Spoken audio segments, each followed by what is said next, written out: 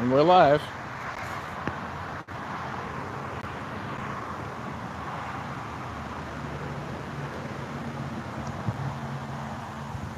Be right back, gentlemen.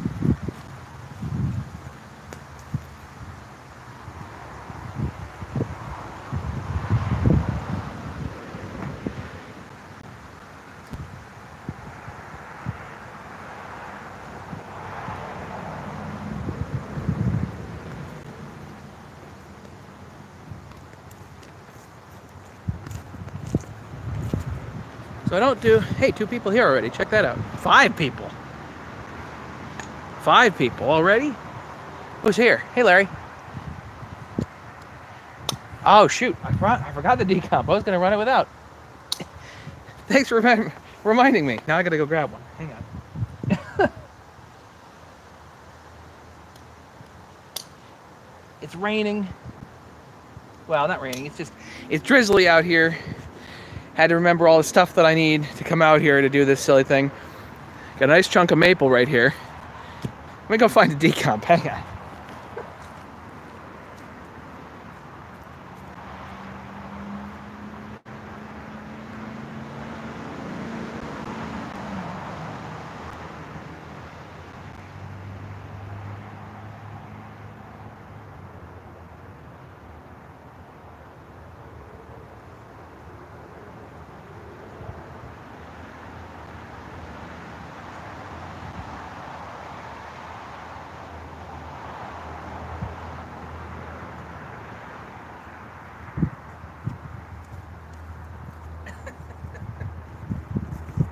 I'll just pull it out of this thing. Anybody want to see me run the as-is saw? Of course you do. Why not?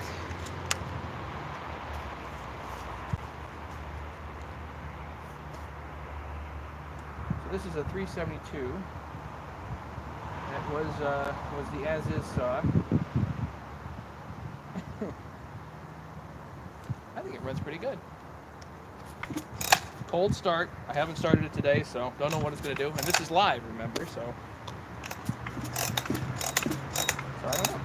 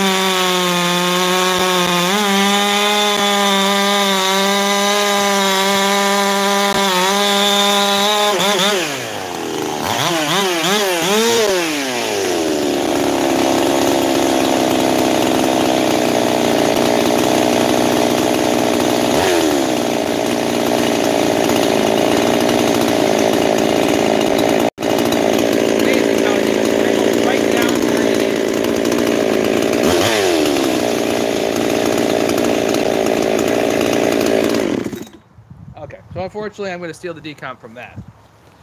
All right, let's see how we're doing, guys. I know. Switzerland, watching. Fantastic. Air to BMC. Let's start the beast. Okay, all right. Let me get the decomp in. Hang on. Only take me a minute.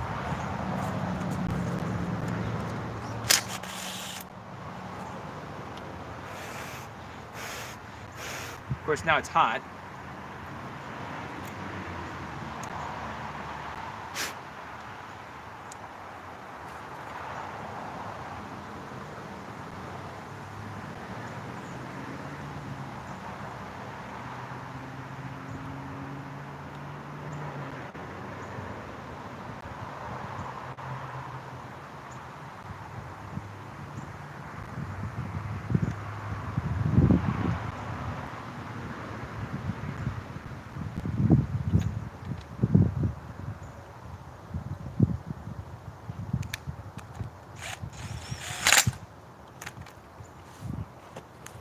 Yeah, the base is here. Hang on.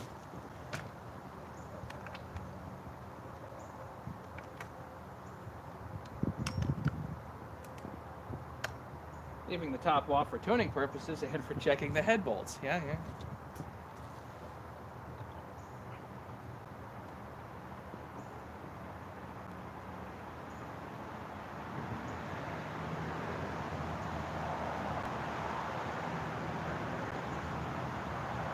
Now the air filter's fine.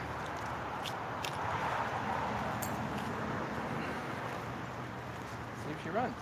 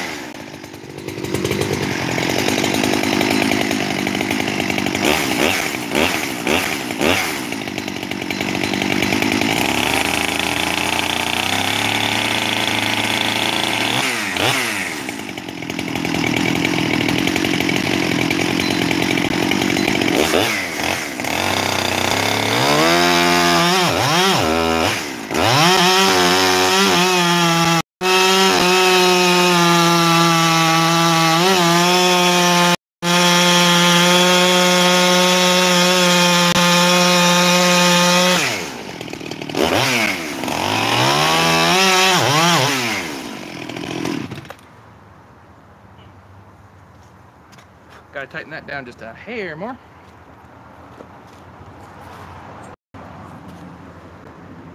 Remember, gotta take this thing back off before I put the stupid top cover on.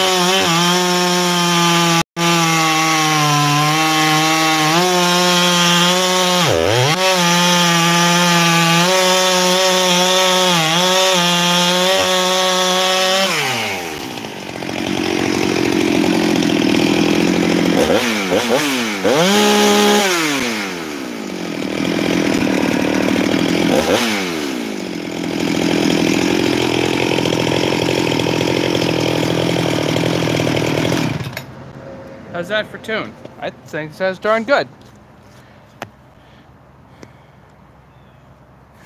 Yeah, this is the ported 394.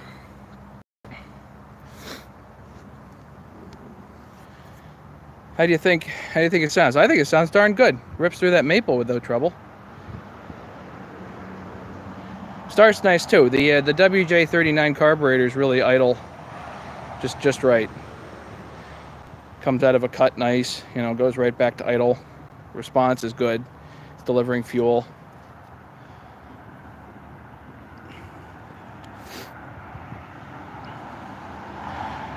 Thanks, Eric. Yeah, I think it sounds good. This is not even really muffler modded.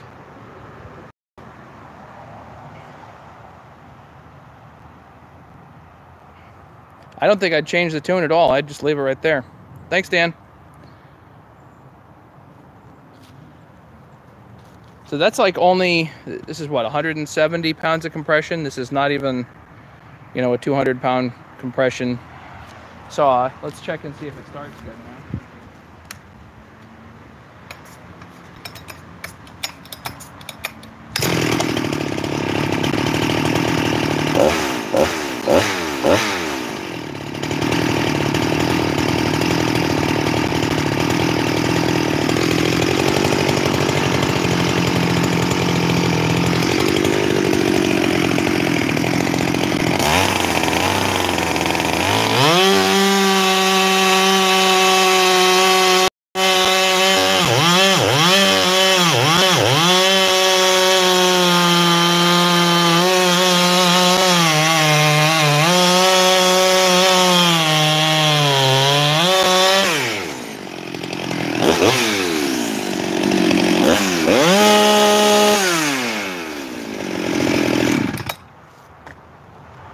It's got a nice 4-stroke at the top end. I really wouldn't want to push the RPM any higher than that.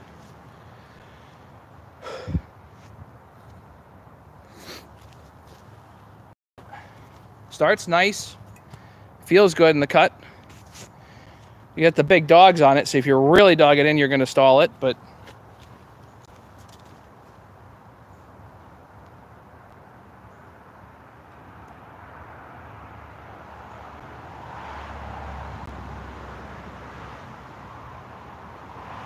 there's my neighbor wandering around. Ignore him. Questions, comments, anything, guys?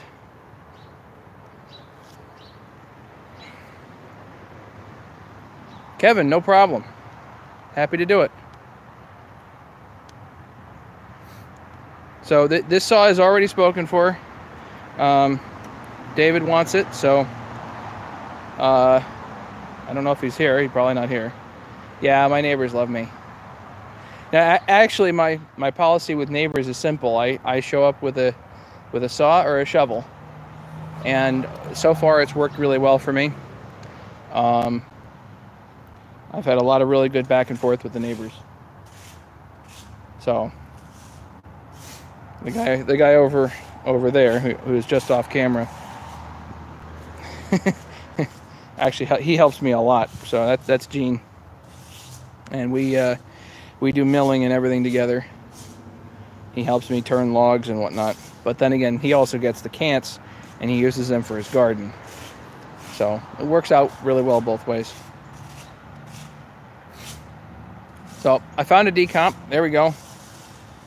And I think it runs good. Oysen Hayes. Difference between 394 and 395. And forgive me that the cars are going by, but the 394, 395 are indeed different saws. It's basically the same chassis. The only difference between cranks is effectively the connection to the flywheel. So they are indeed different flywheels, but you can use a 394 crank and flywheel with a 395 if you want to, or you can go vice versa. That's not a problem. You just can't mix and match flywheels. The internals of the cylinder are different. 394 is dual port. 395 is quad port.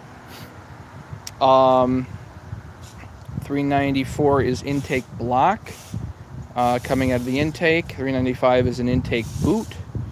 So there are differences with that. The whole intake and carburation system is different between the two saws. The 394 cylinders are not available anymore. You can get pistons, but you cannot get cylinders except used. So, but you can indeed, if I wanted to convert this over to a 395, then I just get a new head and piston, intake boot, and carburetor. And then you have to adjust the carburetor base a little bit too. For those people that have 394s, do not alter your carburetor bases.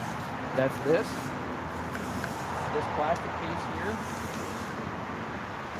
because you cannot get those anymore. You can modify them so they work with 395, but if you do that, then you've gotten rid of something that's useful with 394. You can buy 395 carburetor bases. It's hard to go the other direction. Other differences. The ignition coils are the same, the gas tanks are the same, clutch covers are more or less the same, exhaust the same.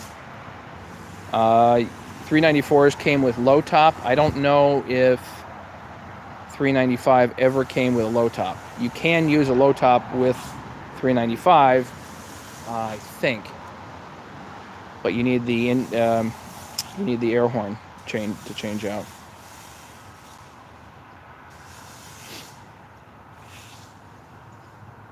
Yeah, the 394 carburetors are different, so you can convert a 394 carburetor to work with 395. I don't know why you would, but I think you could. I don't think you can go back though. I don't think you can go back. How'd you learn so much? Do you do this for a living? Kevin, I'm a dentist by trade. Right now I'm between jobs, but which is a long story. You can go back and see some of my other videos. But I learned this because of a couple of big storms that we had, and actually just off camera, just over there, were 3 trees. It was essentially like triple trees, and they went down on my neighbor's. One ended up on my neighbor's shed, on his barn over there, garage, whatever. So that was like October storm of 2011 and Superstorm Sandy 2012. And after that happened, I ended up getting a bandsaw mill and a chainsaw off of Craigslist, and I broke it and started fixing them, and it became habit more than hobby. So somewhere, I forget exactly when I joined YouTube. I've always enjoyed YouTube, but I forget when I joined YouTube specifically. But I liked YouTube, and I figured, you know, that if I could, I always had odd projects, so I figured that I could, if I had something to add, you know, then I'd do it. And so I started making videos, and, you know, unfortunately for you guys, I focused on content more than quality. So my videos don't always turn out super cinematographic, or whatever, however you say that word. I'm not a cinematographer. So my videos aren't amazing, and the camera that I was originally using wasn't the best either. So right now I'm just on my cell phone live, and it seems to be okay. But that's kind of how I got into it, and I'm now doing it as habit. The 394 I literally put together by, you know, from pieces of about 15 different saws, maybe more. Some new parts, some old parts, but they're all functional. That's the trick, is to get all functional parts. Other questions, comments? I figured I'd just do a quick live today. Now the sun comes out. Unbelievable. Unbelievable. It's been drizzling, raining all morning. Been a crappy morning.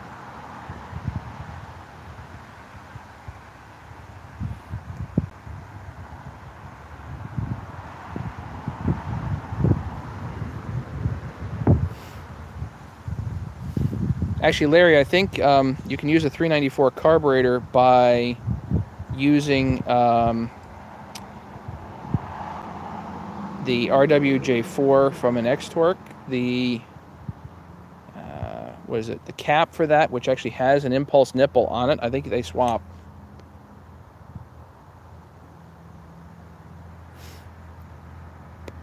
Yeah, we've had really weird weather.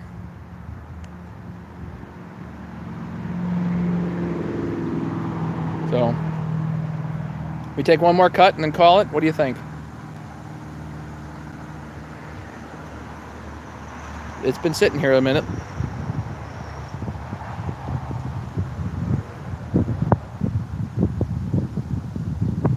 Thanks, Kevin. Appreciate that.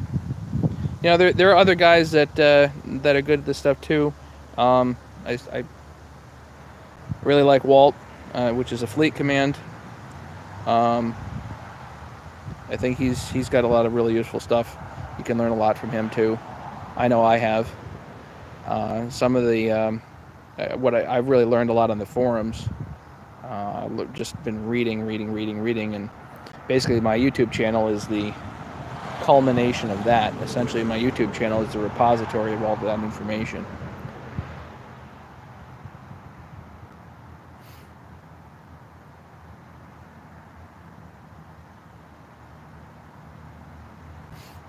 I was just watching a Terrell Fixes All video the other night, and actually the reason I found out about Terrell Fixes All is because of Steve Robb Reviews. I don't know if Steve Robb is on right now. Listen to me, he probably gets tired of listening to hear my voice, but Steve Robb Reviews turned me on to Terrell Fixes All, and the thing with Terrell is that I'm a dentist and I can't get past the teeth. It's the teeth. But Terrell's got some really useful stuff. Yeah, that's why I'm not really you know, going this all out here, Jamie. It's a good point.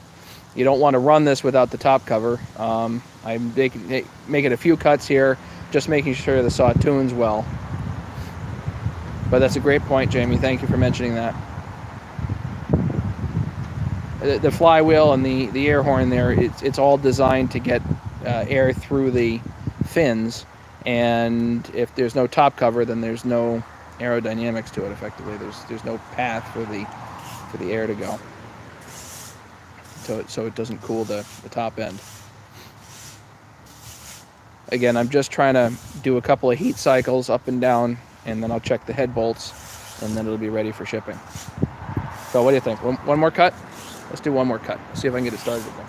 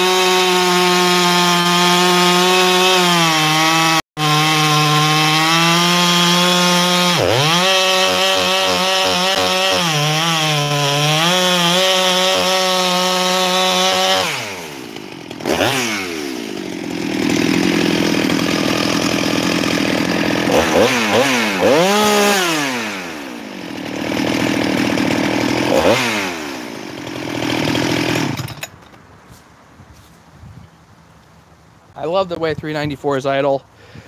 They rev nice. I think the bigger carburetors are helpful. Just they don't get clogged as easily.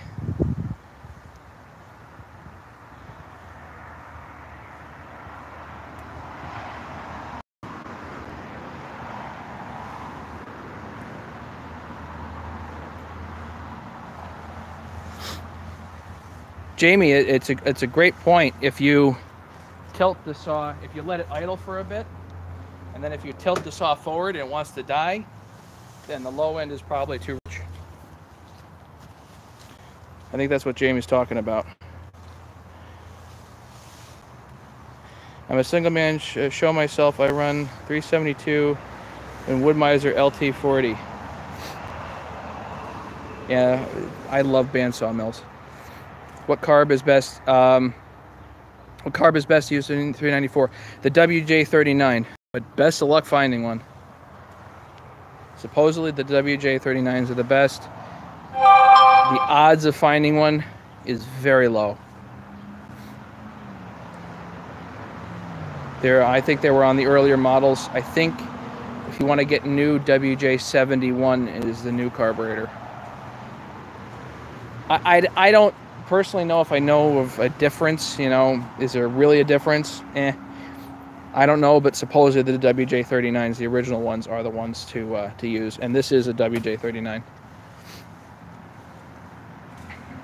Yeah, I think I have like 6. And David's getting one here, so David, be happy, okay?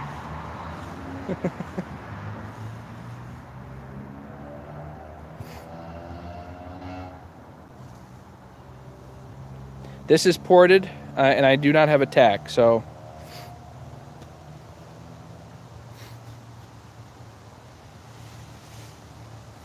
it's still 4 strokes up at full RPM here, so I'm not too worried about it. I probably wouldn't crank it any higher though. Yep, WJ70. I think that again, that like was the intermediate one. Now I think they're calling them WJ71s. I'm pretty sure all the carb kits interchange.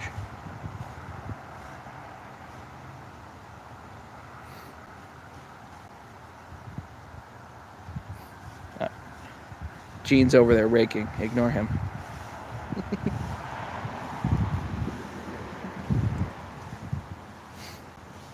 Other questions, comments, guys?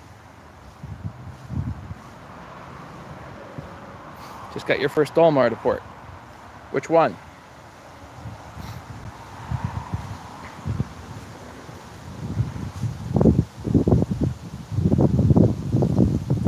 supposedly you don't want to go crazy with the upper transfers.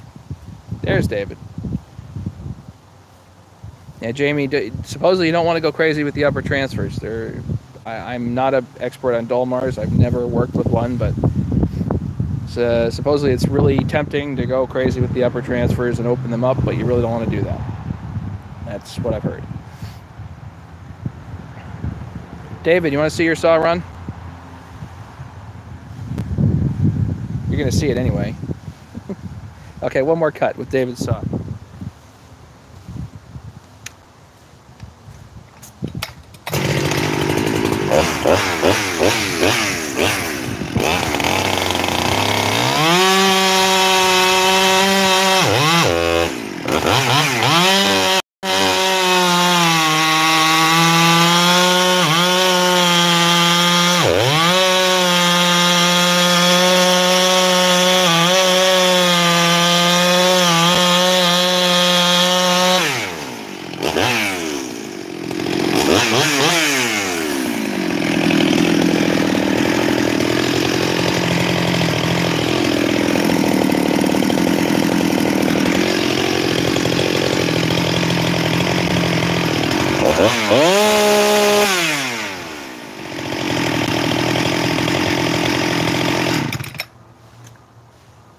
I think the top end sounds nice. I wouldn't touch it.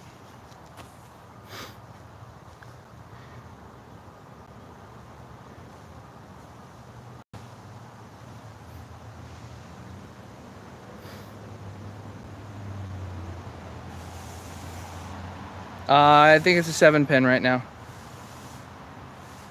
That maple's pretty hard. I think I have the rakers a little too low on that chain. Still gets pretty good chips. 21 people.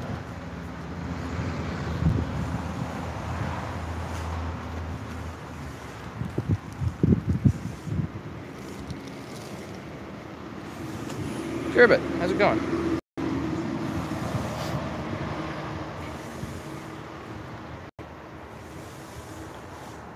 Yeah, Larry, I'd say if you're running a 24, put an 8 on there. But if you're going to be running the longer bars, that cut's pretty good. But if you're going to be running the longer bars on here, you know, the 7-pin's fine. And if you're going to put a 30s, and my usual recommendation with these things is, you know, you're not going to whip out a 394 unless you need a big bar. I mean, if you want a 24-inch bar, don't pull out a 394. Go get your 372.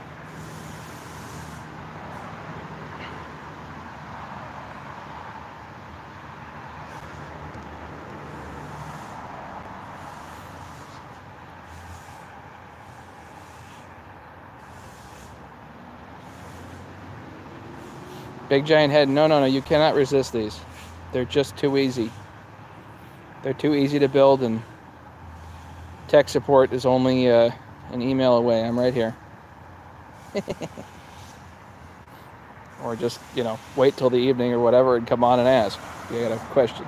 Yeah, do it. It's fun. Yeah, you know, building these things is good. 394s are pretty straightforward build. I have less troubleshooting with these than I do with pretty much any other model. I just don't do lots of troubleshooting with the 394s. They tune nice. It's the darn coil. You know, if you start with a fresh coil, you're good. Do you think the steel HD filters make a difference in performance?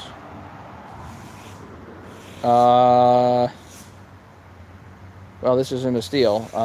I am not an expert on that, so I will shy away from commenting.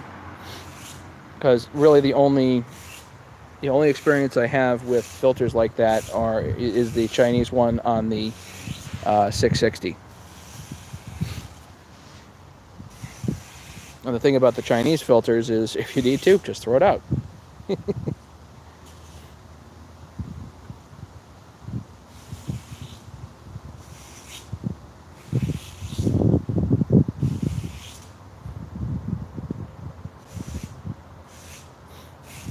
I think probably, like, this design of filter is pretty good.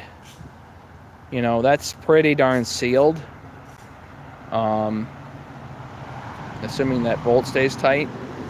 That's pretty darn sealed. This is a pretty sealed system on a 394, 395.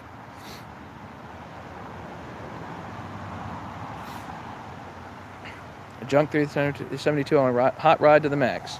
Well, I don't know about hot rodding it to the max. I don't know if I'm the guy necessarily to take it quite that far, but again, I'm pretty hot rodded. Yeah, let's see.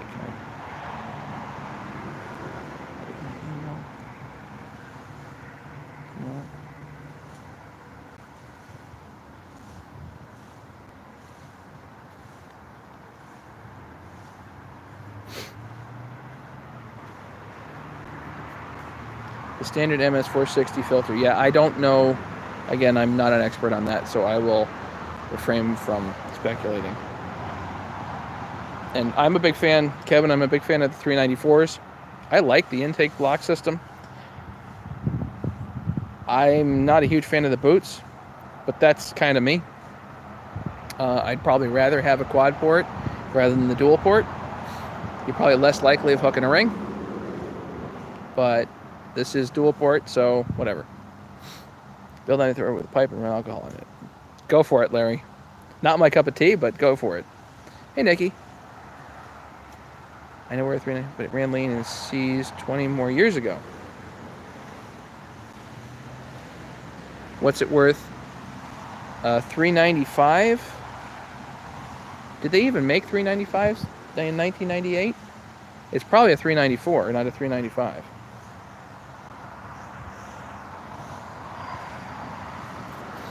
It's in a shed, and what's it worth to make an offer, that is? 50 bucks? I don't know. You can...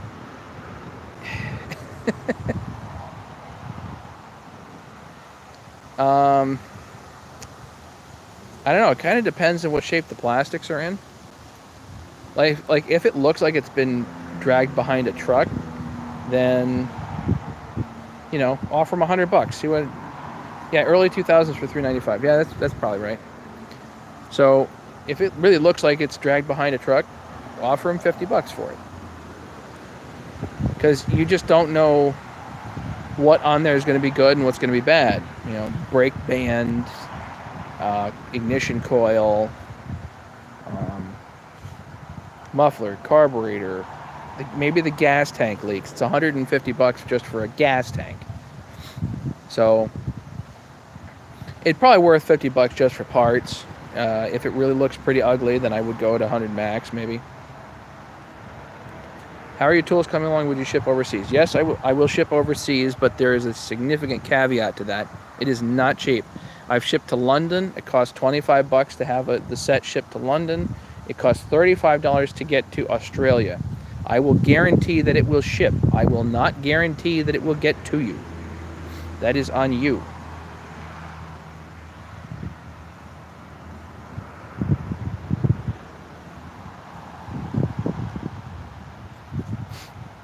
So the tools, I do not have an early week here update. I'm waiting on one to see where they're at. I was told that the rods, because it's a rod, the ends are already drilled. I'm waiting for the center hole pre-drills to be done.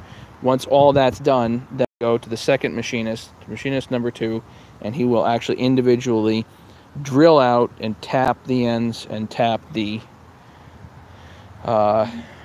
center hole. So I'm kind of hoping for some to be done this week. We're really down to the wire here. So really kind of hoping for stuff this week. I don't know for sure, but you know, whatever.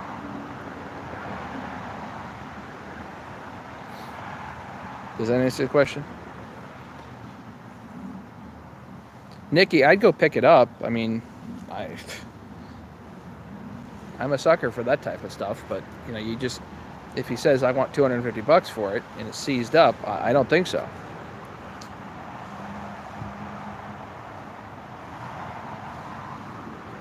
Because you're going to put, you know, probably $300-400 worth of parts into that just to make it run again.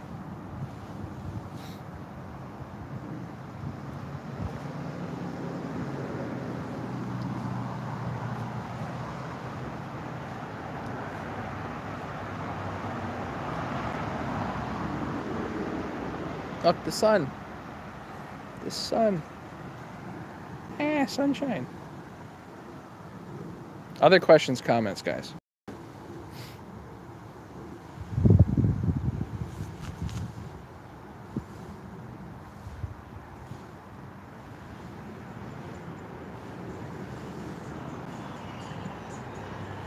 That's a deal.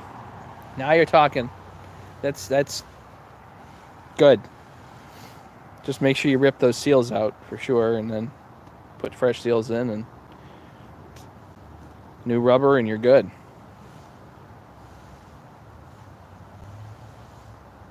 Make sure there's no play in the crank when you're in there, but play in the bearings, you know.